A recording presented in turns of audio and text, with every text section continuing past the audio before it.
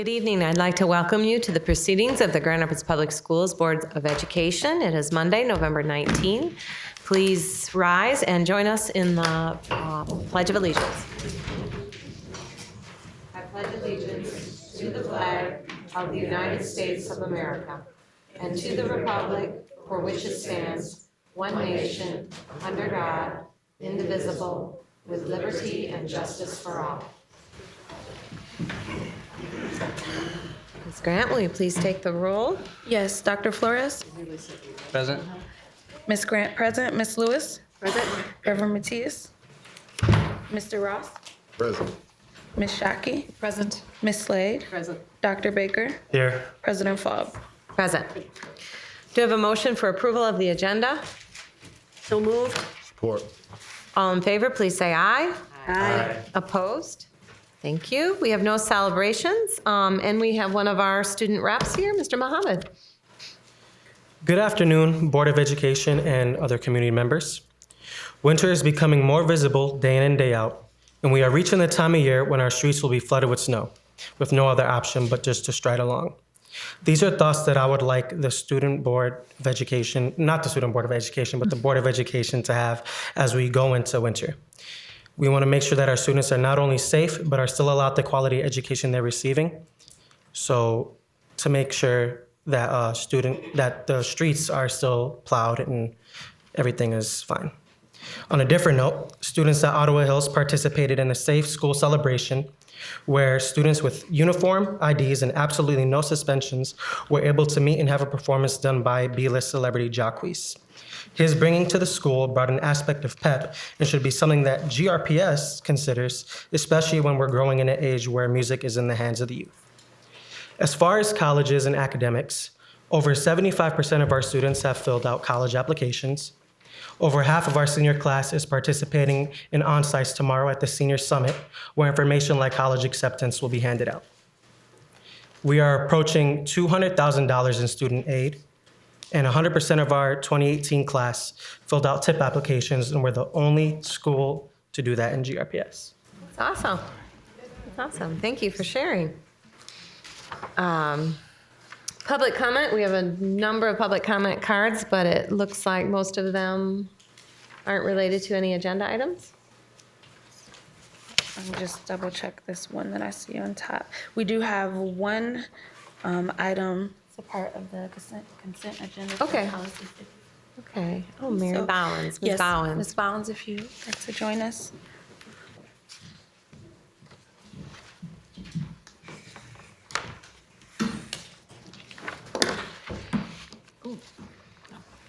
Good evening, Dr. Faub, Superintendent Neal, and board members. I'm speaking to the board using language in our collective bargaining agreement that states in Article 3C, quote, "The association shall be recognized as a part of the agenda of all regular board meetings," end quote. I'm here tonight to address proposed changes to Board Policy 5520, Performance Evaluation Systems. This policy was originally adopted in 2009 and revised in 2013 to comply with, at the time, newly created state legislation requiring boards of education to adopt an evaluation policy consistent with revisions to Section 1249 of the School Code. The revision the board is being asked to consider is the first revision of the policy since 2013, which removed language requiring student growth to be a significant part of the annual evaluation process and required multiple measures of student growth to comprise no less than 25% of the annual evaluation, with plans to increase this measure's weight over time.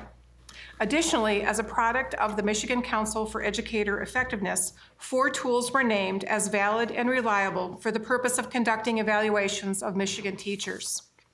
This report was named in the 2013 revision of the policy 5520, but has been removed in the proposed version. Section 1249.1 has always required involvement of teachers in adoption and implementation of a, quote, rigorous, transparent, and fair performance evaluation system, end quote. Yet GREA was not consulted and no subset of teachers were consulted on the proposed revision of this policy as set forth in section 1249. As a requirement of 1249 and in consultation with teachers and administrators, each school district is required to implement an evaluation system that measures teachers annually and include an overall rating of effective, highly effective, minimally effective, or ineffective. The law clearly delineates 4 separate rating categories that shall be issued on an annual basis. The proposed revision to Policy 5520 includes the following language. Quote, any tenured teacher who receives a performance rating of minimally effective for 3 years in a row will be considered ineffective, and the superintendent may take action to dismiss the employee according to the procedures set forth in state law, end quote. The law requires 4 distinct ratings. This policy would conflate the minimally effective rating and the ineffective rating in a 3rd year. Under this new policy, 2 teachers receiving the same number of points on the evaluation tool in any given year may receive 2 different effectiveness ratings. There must be a mutually exclusive range of scores for each of the indicators for the performance evaluation tool to be deemed accurate and reliable. Anything else leaves ratings up for chance. Additionally, the law requires an annual evaluation based on annual observations and up to 3 years of student growth if available. If using 3 years of performance evaluations to determine a 3rd year overall evaluation, the district risks liability in following the law's requirement of determinations of performance on an annual basis. In sum, this practice, as proposed, would be equivalent to a teacher stating that 3 C- on exams in a row means the student's grade is effectively an F. This is inconsistent with state law. MCL 380.1249 4G requires, quote, the performance evaluation system shall assign an effectiveness rating to each teacher of highly effective, effective, minimally effective, or ineffective, based on his or her score on the annual year-end evaluation described in this subsection, end quote. If the annual year-end evaluation describes a teacher as minimally effective, by law, that is the effectiveness rating he or she has earned for that year. The Michigan Council on Educator Effectiveness also recognized the need to distinguish when a teacher should be considered unfit for practice. The council's recommendation is as follows. Quote, ineffective. A teacher or administrator rated ineffective has exhibited performance that has a specific critical identified weakness. The educator should be placed on urgent notice that significant improvement must be achieved in the specific areas of underperformance within 2 years. An educator who receives an ineffective rating for 2 years in a row shall be terminated from further employment as a teacher for teachers or as an administrator for administrators in his or her current LEA, end quote. The current 5520 policy states that, quote, the Michigan Council for Educator Effectiveness will be examined and this policy may be revised accordingly, end quote. Was this recommendation of 2 ineffective ratings for dismissal considered as this revised policy was adopted? If not, the board has not followed the current policy. The GREA is asking the board to reconsider this policy as it was not created in consultation with teachers. It does not provide mutually exclusive ratings for teachers based on the total points earned on the final evaluation, and does not answer the question of whether the Michigan Council of Educator Effectiveness recommendations were considered, which is required under the current 5520 board policy. There are 4 distinct ratings set forth in MCL 380.1249. Minimally effective has a different legal meaning than ineffective. This issue requires prudence and deliberation with consideration of the GREA position on this issue. Thank you. Thank you. All right. Secretaries Report. Yes. So we have an update for the board committee meeting schedule.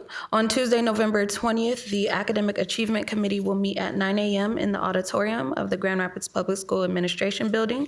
The Finance Committee will meet on Monday, November 26th at 4 p.m. in the auditorium of the Grand Rapids Public Schools Administration Building. And the Ad Hoc Policy Committee will meet on Wednesday, November 28th at 8 a.m. in room 101. Also, Grand Rapids residents are invited to share their thoughts on the characteristics most desired in a new superintendent for the GRPS schools at any one of our town hall meetings that are scheduled between November 26th and 29th in different locations across the city. Meetings are scheduled from 5:30 to 7 p.m. in the following locations. November 26th is at City High Middle, which is located at 1720 Plainfield Avenue. November 27th is at Union High, which is 1800 Tremont Boulevard. November 28th is at Cesar E. Chavez Elementary at 1205 Granville Avenue. And November 29th is at Gerald R. Ford Academic Center at 851 Madison. Those who are unable to attend the meetings or would like to contribute additional thoughts are invited to provide their input via online survey. That survey can be accessed at a link that we will have online. Not really a link that I can read out. So we will have that link available online, and I believe that it's also going out in eBlast communications. In addition to these meetings, Kent ISD leaders are scheduling meetings with community organizations at regularly scheduled meetings in small group settings to ensure the broadest possible participation. And that's it. All right. Thank you. Superintendent's report. No report. We have two action items. The first is the purchasing agenda. Do I have a motion for approval of the purchasing agenda? So move. Support. Any discussion? Are you ready? Take the vote. Yes. Dr. Flores? Yes. Ms. Grant, yes. Ms. Lewis? Yes. Reverend Matias is absent. Mr. Ross? Yes. Ms. Shockey? Yes. Ms. Slade? Yes. Dr. Baker? Yes. President Faub? Yes. I'm wondering if we can have Mr. Oberst come up to give us a little bit of context and background on our next item.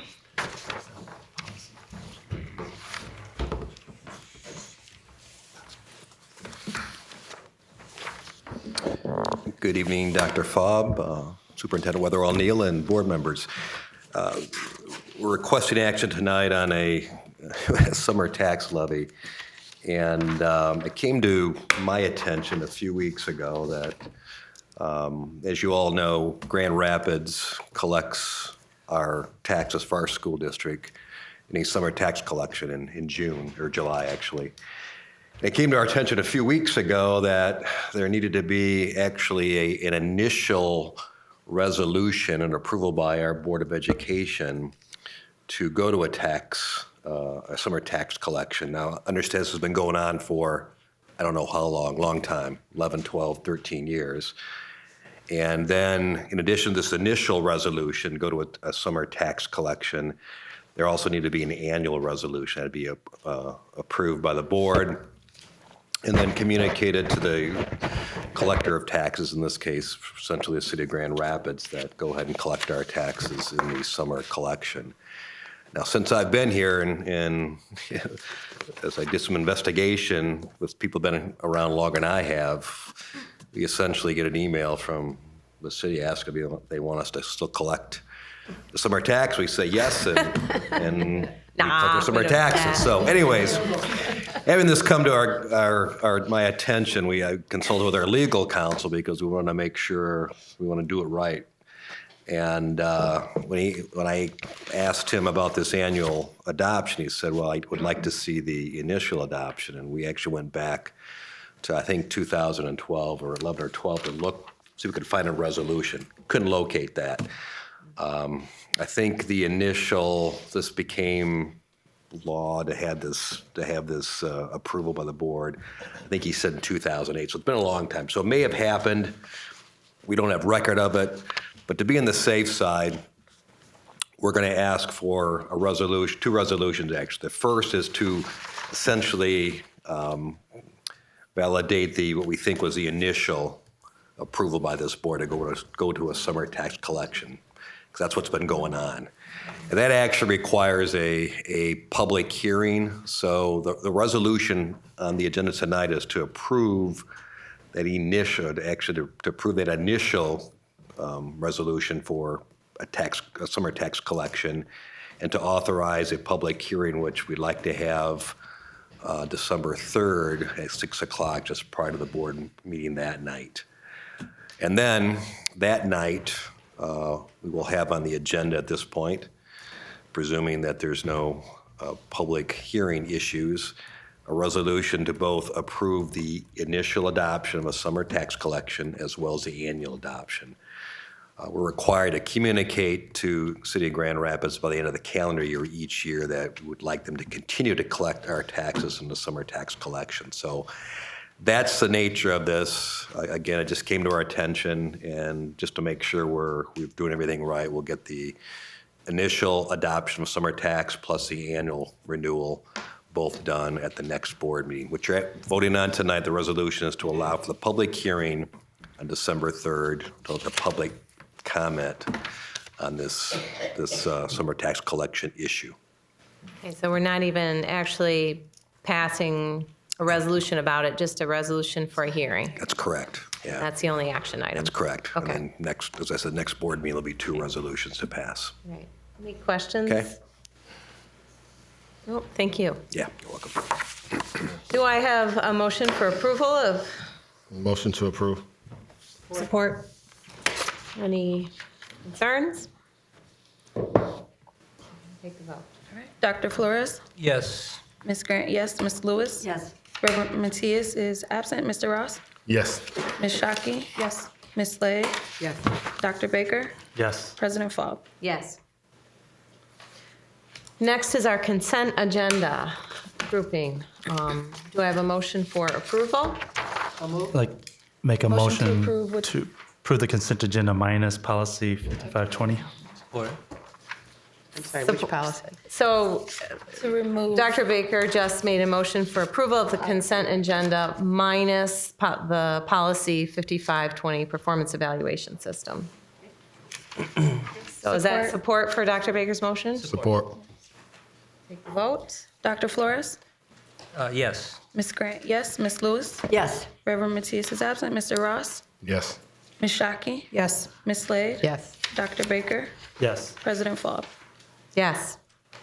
Do I have a motion for approvals of the second reading of performance evaluation systems 5520?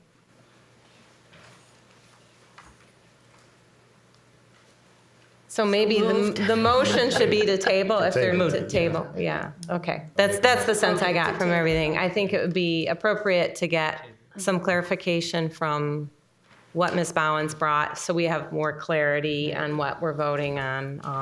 So perhaps at the next board meeting with some preparation, we can just have a presentation about that with clarity with what Ms. Bowens brought. Is that what I'm sensing from the board? Yes, that'd be great. We're going to approve the others, just hold that one? We already did. Okay. With the This one is consent just the hold. agenda. Okay. Yeah. So this is the hold. All right, okay. So did someone motion? Motion to table Yep, and 5520. Dr. Flores supported. Okay. So,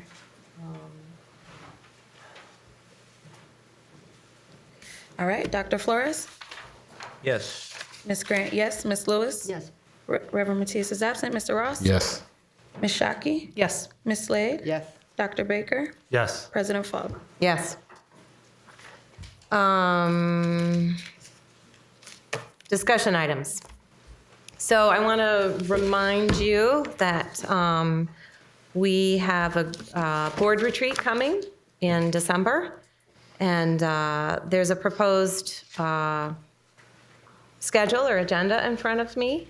So that's with governance training from 9 to 12, lunch, which could be a working lunch, the pre-superintendent search guidance from MASB from 12:30 to 2:30, community engagement results with the ISD superintendent from 2:30 to 3, and then a Q&A with the ISD. Everybody got that? I had a communication, this is kind of real time. I had a communication from Mr. Ross regarding the superintendent evaluation. Had a chance to talk with the superintendent. So we're going to keep that as scheduled, the regular scheduled time. And Ms. Grant's offered to step up and lead that. So we have that work session scheduled in December, our regularly scheduled work session to do the superintendent evaluation. So make sure that's still on your calendar That's as well. December 10th. Yep. December 10th. Oh, I thought it was the Yep. third. What's that? For some reason, I thought it was the third. Then No. Disregard my note then. Oh, well, nothing's changed then. All right. Mr. Ross will be leading it, and it's on the work session on the 10th. All right, My good. apology. That's fine. And and then the 18th is for the current board members and board members elect. That's right. Be there. Tell Ms. Williams as well. Great. Trying to think if there was anything else. I guess that's it. That's it for discussion items. We have several cards for public comment. So, Ms. Grant, do you want to hand me the timers? May I ask one question, please? No. No? I'm just curious about these public events that, on the 4 nights at the different schools and so on. What should the board's position be on attending those? Because there was some concern about people might be less open if board members were around. So I'm wondering, what kind of direction would you suggest? I think it's open-ended. Well, the ISD, Ron Kniff in his memo to the board was that board members are welcome to attend the public meetings, but as observers and not as participants. Okay. Right. I mean, we have our chance to I think that's key. discuss Yes, this. that we Should listen. just be observing and not, yeah. And when they say it's 5:30 to 7, is it a drop-in thing or is it a regular? I would imagine it will be a coordinated series of questions, so you'd probably be there through the whole thing. Okay, all right. All right. All right. Also, I got an email from Julie Anderson about checking something regarding looking over the spreadsheet of the institutions and organizations that were going to be contacted. For some reason, that didn't rise to my consciousness. Apparently, it didn't to everybody else's. So I just want to tell everybody to take a look at that and try to get back to Julie ASAP. Okay? Yeah, so the request is that there's a list of organizations that the ISD has learned from the district and others that they would like to contact. They can't contact. It's a long list, but organizations that you think are crucial for them to contact. And if there's any organizations that are not on that list, they should be put on the list. And they're trying very hard to set up meetings. If any board members are on boards of those organizations, it's requested that the board member not be in attendance when that meeting occurs. So, Thank you. Thank you, I'd Doug. like to comment on that list because the list that I that I did see from them generated is fairly, I think, still somewhat limited, and that we need to be committed to a deeper dive into reaching the some 200,000 Grand Rapids residents. And I brought up the issue last meeting, and not to relive that position, but 150 participants last go round when we were going through this process, I felt was not adequate, and that we should try to include both supporters and groups that may have expressed concerns about our performance in the past. I believe that we should be looking at the police, the sheriff's department, the prosecuting attorney, judges, lawyers, family service agencies, juvenile justice department, parole officers, YMCA, YWCA, Boys and Girl Scouts, senior services, all of the entities within our community that are impacted both positively and negatively by our performance. And I would hope that, and I did communicate some of those to Julie Anderson today as suggestions, but I would hope that we would reach broadly, into our community to engage a broader sector, because this is very, very important for us to have the type of leadership that produces a closer proximity to the goal of 100% graduation rates and an academic achievement rate that rivals the nation. Thank you, Dr. Flores. That's why everybody needs to look at it and give our feedback. All right, let's move to public comment. Okay, so I am going to call down 3 people at a time. So when you hear your name, please just come down. We'll start with Von Ruff, LaDonna Norman, and Passionelle McBride.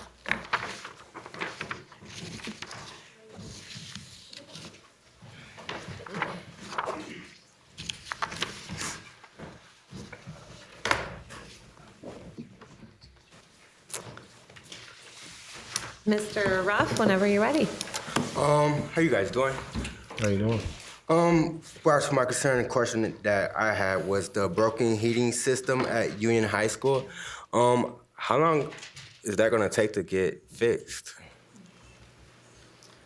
So in public comment, it's very awkward, but you speak to us, but we can't speak to you. Oh, okay. So I'm gonna just, okay, I got you. Yeah. We'll play this game again. Gotcha. All right. So as a taxpayer, that's a concern. I mean, where's my tax money going to when we're talking about a public school, right? Union High School as a public school. So why is it taking so long for a system to get fixed? I mean, that should be in like account for that type of deal. I mean, I'm sure we've got a doc. I think I counted 3 doctors up here. So I'm sure everyone up there should know how to budget money very well. So it should be an account with money for this type of situation at hand. We'll leave that right there. Safe school and fair investigations. I don't know, I didn't really dig into that situation. But I mean, safe school, that sounds like, is it teachers putting their hands on students or what? I don't know, I probably will look into that deeper in my spare time after the holidays, but I feel like Grand Rapids Public Schools shouldn't be investigating those type of situations. A third party, like myself, should be in the schools working with you all and the students to get an understanding of what's going on in your system and in the community here. Being new to this community, I'm very hands-on. I really believe in protecting the children because they matter most. The children growing up, our potential could be you all, So that is very, very important. Their mental ability, their stability, their physical harm is very important to me. I feel like this issue needs to be something that we need to fix, and rules need to be bent due to not being able to have what we call a debate about things getting fixed in the community with these 2 topics that I brought up. That's all I have to say. All right, thank you, Mr. Ruff. Ms. Norman? Yes. Good evening. I'm here to, on behalf of the community, to ask for. Excuse me, I'm so sorry. I'm sorry. I was wondering if we could just give an overview of rules. I didn't want to cut anyone off in the middle. I know we have some new people here, and so I can just give a few details about procedures. So it's not just you, we're unable to respond back. Each person for public comment also has a 3-minute limit, just so you know that I didn't want to cut you off when you hadn't heard that before. So we have timers here that we'll use for the 3-minute limit. Anything else I'm missing? No. Okay. That's about it. I'm sorry. Thank you. Sorry. Go ahead, Ms. Norman. I am here to speak on behalf of the children that were assaulted by Robert Spade. I'm asking that an outside internal investigation be done. And myself, like so many other parents, are wondering, are the schools really ruined? Will Grand Rapids Public Schools ever recover? Will they ever get the 10,000 students that left? What are we trying to do? Will the district start cutting pay in the positions that are no longer needed? Overstaffed in areas not needed and understaffed in areas needed. What are we trying to do to better this? I'm asking once again that we look into the investigation of Robert Spade. And we also get an internal temperature in Union High School. And that's all I have from the community. Thank you. Okay. Ms. McBride? Yes, I would like an outside investigation for this, my son and Robert Spade, and the temperatures in Union High School. That's it. Okay, thank you. Next, we have Sharon Prince, Christopher Gates, and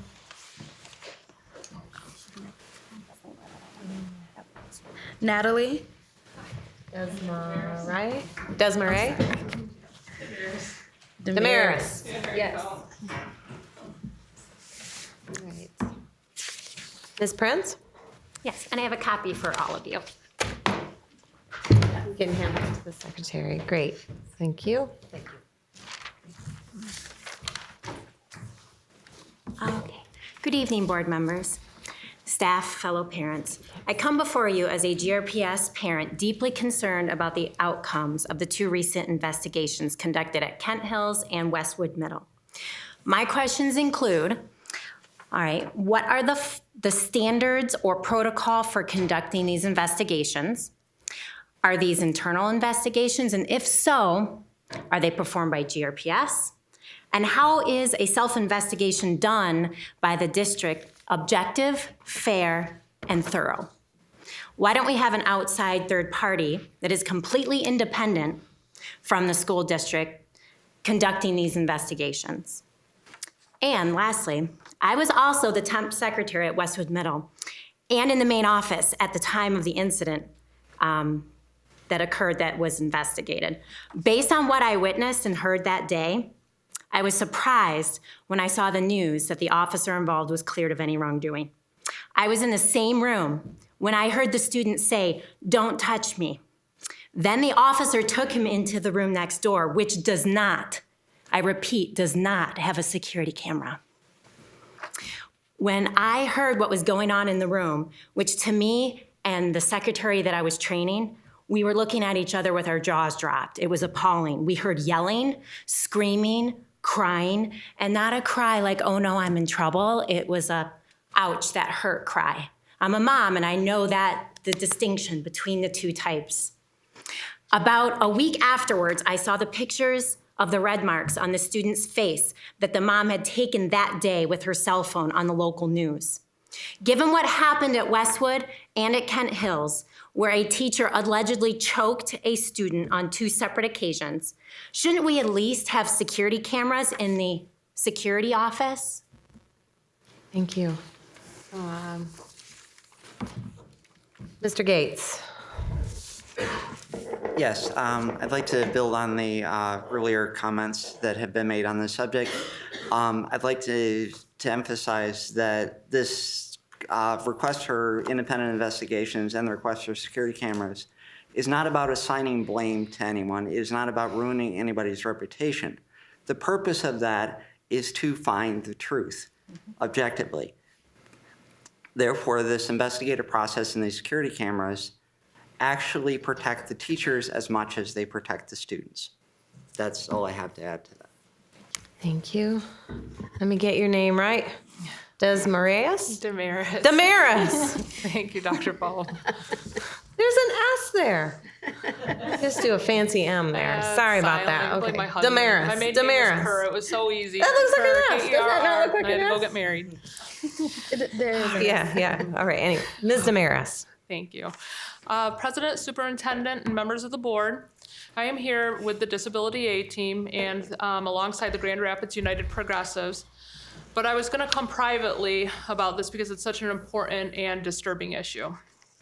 In October 2017, Shaniqua Smith complained that her 8-year-old son, the teacher, Robert Spaeth, had choked her son in class. An investigation was done, the news reported it, and nothing came out of it. The following year, in October 2018, a mother named Pat Chanel, who spoke earlier, her Chanel McBride, came forward and said that her 8-year-old child had also been choked by this teacher, Robert Spaeth. Same choking twice, 1 year apart. Another investigation was done by GRPD and nothing came out of it.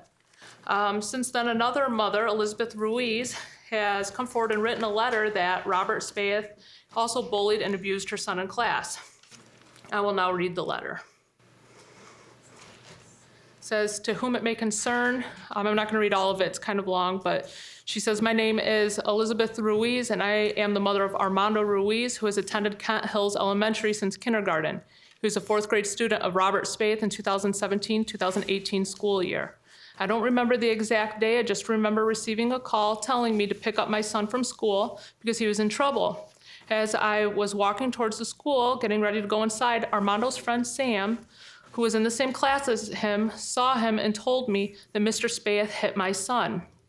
When I was able to speak to my son, and he told me that Mr. Spaeth kept tipping his chair forward and then hit him in the back of the shoulder. Regardless of what my son did, he has no right to put his hands on my son.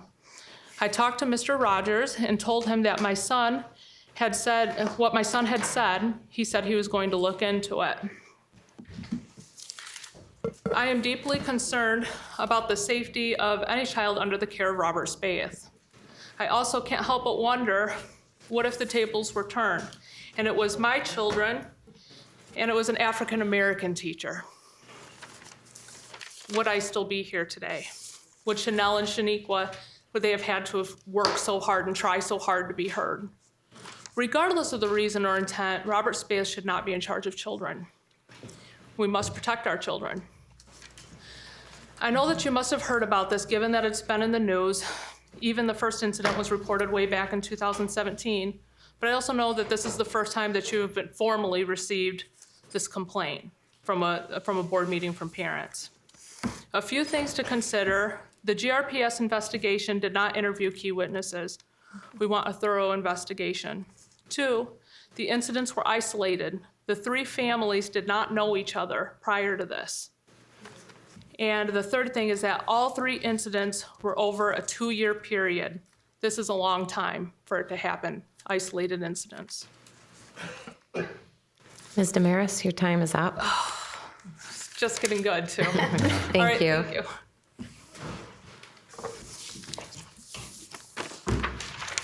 Next, Lily Schulting, Martha Cooper, and Zachary Smith.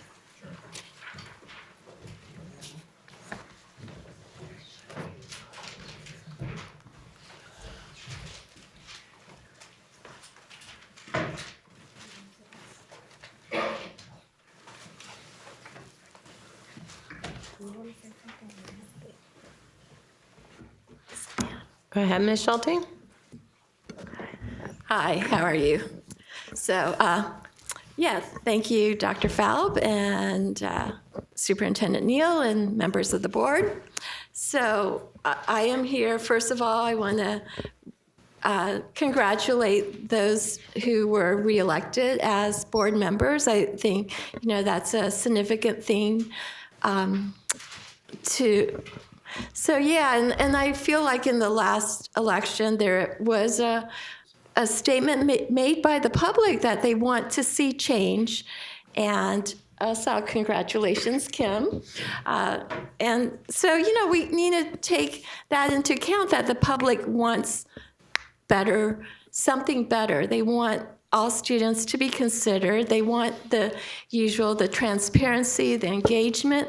So, let's work together. I mean, as I said in just a few weeks ago, that with this new year, I want to do the best possible job, as does my organization, of working together. And I hope that we can do that. I mean, why not just chat?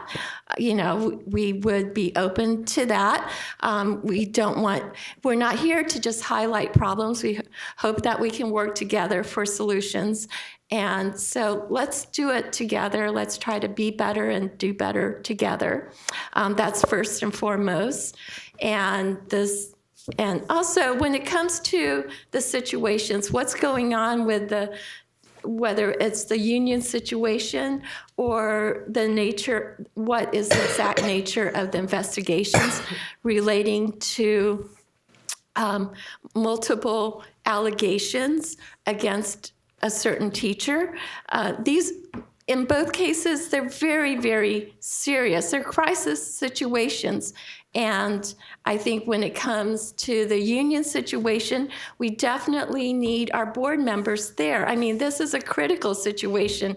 If the students have gone through a school with 1 day of a heating system that was broken, that's 1 day too many. That's 1 hour too many. much less several weeks. And so it comes to a point where by tomorrow morning, I hope that many of you will be there checking out each and every room with a thermometer, and please post it. In fact, post it and put it on my page. We would love to know.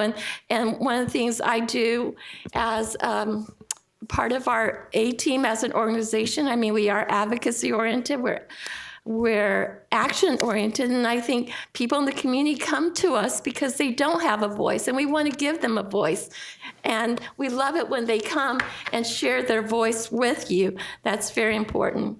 And then when it comes to investigation, I mean, I guess we don't know the exact nature of the investigation. That's where transparency is important, and we Ms. hope that we Schulte, can work on it your together. time is out.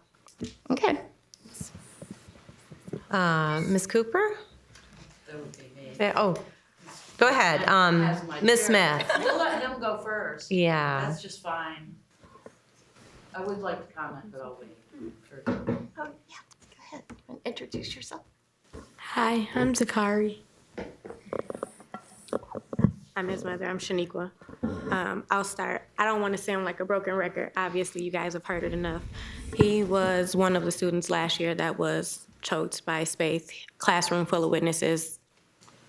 Nothing was done. They said it wasn't enough evidence. Obviously, you all have heard of Passionell, same situation. And Miss Ellie, same situation. So I'm trying to figure out if we can get an independent outside investigation, because I'm pretty sure if it was one of your children, you would want to fight or get justice for it as well. It's not what's up. The fact that this man is constantly getting away with putting his hands on children. It's assault.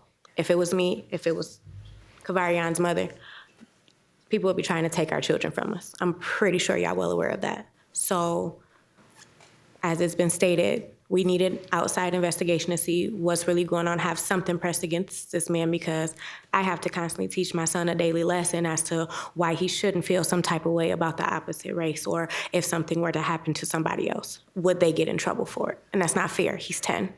It's not what's up. Classroom cameras, I'm with it as well. Thank you. You want to say nothing? Let's go. All right, thank you. Ms. Cooper?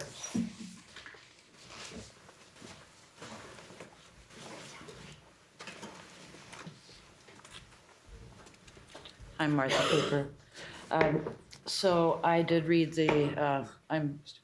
keep involved with the news, and I saw the articles and what came out in the community, through the community media, and also through the major media and live. And then I saw the follow-up article, and I've been, finding out more, just speaking with people, and I had a young man at school age, and he was in the public schools. And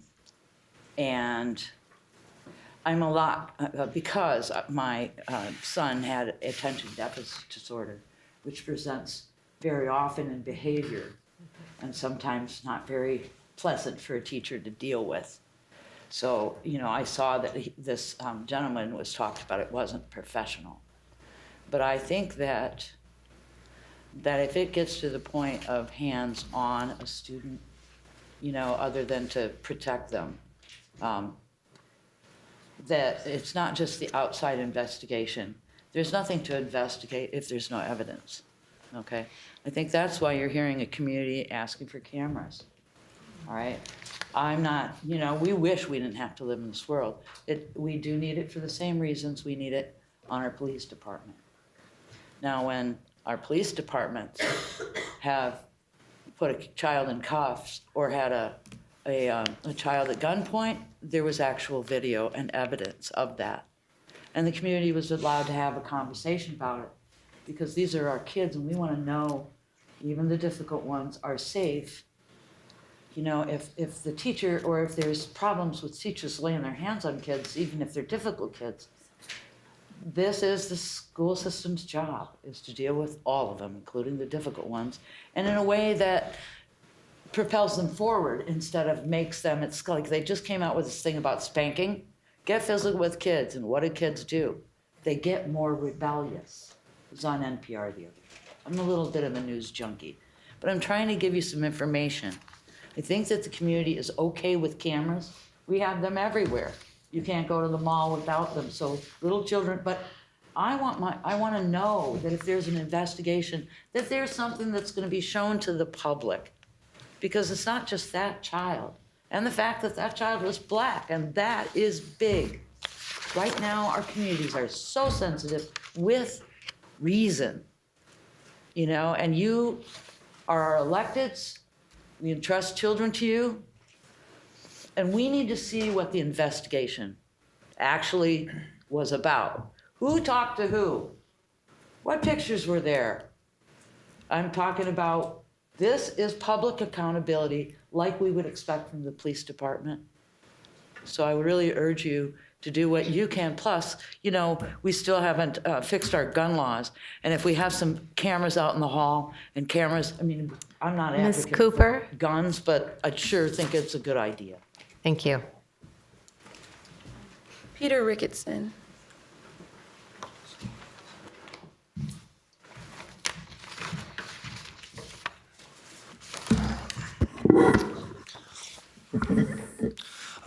Members of the board, I think we all can agree that for children, it's vital that they have a quality education so they have a successful life. And it's not just vital that they have that education. I think it's a right for them, whether they go to a neighborhood school or a theme school. Regardless of geographical boundaries, they have a right to a good education, and they need a good education. There's a lot of distractions for children already. One thing that they should not be distracted by is going to school and not feeling safe, especially from the people that are supposed to be protecting them and guarding them and guiding them. So to have that quality education, they must feel safe. Now, there are many complex problems in this world, but one of them should not be whether or not a school has security cameras. In fact, I was kind of surprised to find out that Grand Rapids Public Schools, a lot of the schools do not have them, because I know in Wyoming, where my children go, they do have security cameras. I think this is a no-brainer, and I think this is an easy fix and an inexpensive fix. And I think this would shed light on any problems that there are. Part of the problems with Grand Rapids Public Schools is transparency. So let's shed the light on anything that does happen. Let's have these cameras for reasons that many people have already stated. If there's accusations made, let's see what has happened. Let's make sure that false accusations are not being made, and that if there is a problem with a teacher, that problem is resolved. So I would just advocate that you spend a little bit of extra money and get cameras in every classroom and in the halls. Even storage devices nowadays are not very expensive. So this is an easy fix, and this would be solving the problem of a lack of transparency, in the schools. So thank you for your time. Thank you. Is that it? All right, great. Okay, board member comments. Dr. Flores. Well, I would like a little bit of clarity from our superintendent with respect to our access as board members, access to our schools. I've had some conflicting statements and reports in that process, and I've had fellow board members indicate that they visited many schools, and I feel hamstrung, and I don't want to go against any protocols or procedures or upset people further than how I already upset some folks. I would like some clarity as to where we are with that. Do we need to organize a tour, or do we have access to our schools as board members? Because I'm often called and written to and emailed and asking me questions about issues such as the Union High School issue. I did call one of our administrators to get a report on it, but we get a report and then parents want more information, and I feel somewhat limited in that. So for clarity's sake, using this public forum, I would like to have a procedure outlined, delineated from our administration as to whether we have access as board members to our schools, and if such, under what conditions. Thank you. Ms. Shockey. I have no comment this evening. Thank you. No comment. Okay. Sorry. All right. I'm losing it here. Yes, only that share those the memos and the survey links and the memos with the appointments for the public meetings. As far as wide, contact Julie Anderson to make sure organizations, I agree, we need to go as deep as possible. So, and I think that to some extent, it's our responsibility to get the numbers out as much as possible to the things, because it's the data that we need. So and with that, that's all I have. No comments. Mr. Ross? That's great. I would just like to congratulate the new colleagues that we will have joining us. Excited to have new team members, and also congratulate the colleagues that are rejoining us. Excited to work with you some more. Thank you. Dr. Falb and I were able to go to the ribbon cutting for Covenant House, which was a really nice experience. Rosalind Bliss was there and the leaders of the Covenant House, but this place is offering about 30 different spots for kids to live, kids who are homeless in the city. The place usually will cover kids from 18 to 24, but they will be giving these kids an education, giving their GEDs, helping them find jobs. And many of these kids, unfortunately, are kids who have either dropped out of our schools or have aged out of our schools or whatever, but they're homeless, and here's a place for a home. They'll each have their own room. It was just a wonderful experience to see what the city and Covenant House is trying to do for these unfortunate kids. I just want to congratulate my colleagues on their reelection and say a welcome to Ms. Davis out there and a welcome to Ms. Williams out there somewhere. And no other comment from me. Meeting adjourned.